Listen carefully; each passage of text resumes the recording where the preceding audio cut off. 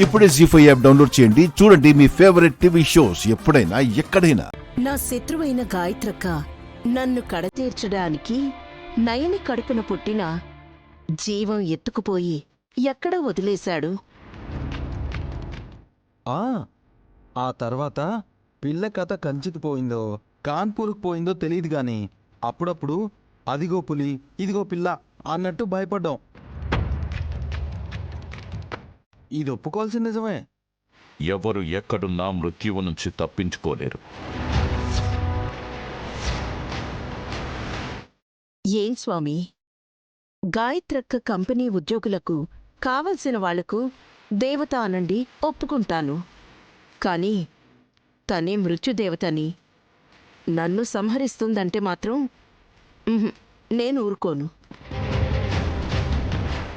నువ్వేమీ చేయకర్లేదు మమ్మీ. పెద్దమ్మే పిల్లగా ఉన్న ఈ జన్మలో కూడా త్వరలోనే పుటుక్కు మనబోతుందని గురువుగారు యమదీప దర్శనంతో కళ్ల ముందు సాక్ష్యాన్ని సాక్షాత్కరించారు కదా. గాయత్రి గండమును చేరిపోయిందన్నమాట. అవును స్వామి, మా మనసు ఇప్పుడు తేలికైంది కూడా. ఆ సంతోషాన్ని పంచుకోవాలని వచ్చారన్నమాట. అవును స్వామి. కాని కానీ అని ఆగిపోతారండి స్వామి. గండం గాయత్రీదేవికి రాకముందే మీ అమ్మను ఒక్కసారి పలకరించి పోవాలనుకున్నది వల్లభ. ఏమంటున్నారు స్వామి? మీకే ముప్పు రాబోతుందని చెప్తున్నాను. మమ్మీ ఇదేం ట్విస్టు? అరే పెద్దమ్మ కదా పసితనంలోనే ముయ్యబోతుంది అని అనుకుంటుంటే అఖండ స్వామి ఇలా అంటున్నారేంటి? ఏంటి అఖండ స్వామి, మేము ఆనందంగా ఉండటం మీకు అసూయగా ఉందా? అమాయకత్వంతో అనకు తిలోత్తమా. మీరు కోటీశ్వరులైనా కూటికే లేనివారైనా మృత్యువు వెంటపడితే ఒంటిమీద నగలున్నాయన్న సంగతి మర్చిపోతారు.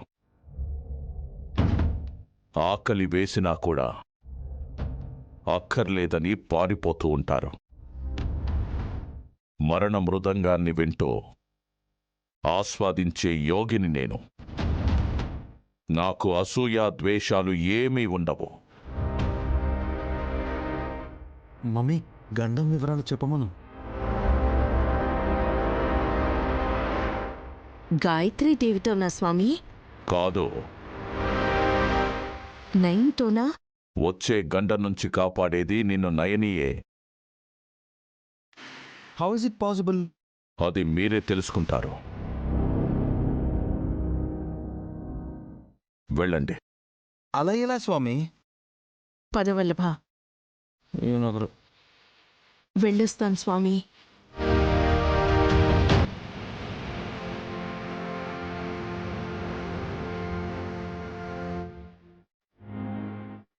జీ5 యాప్ డౌన్లోడ్ చేసి అన్ని ఎపిసోడ్స్ పూర్తి ఉచితంగా చూడండి.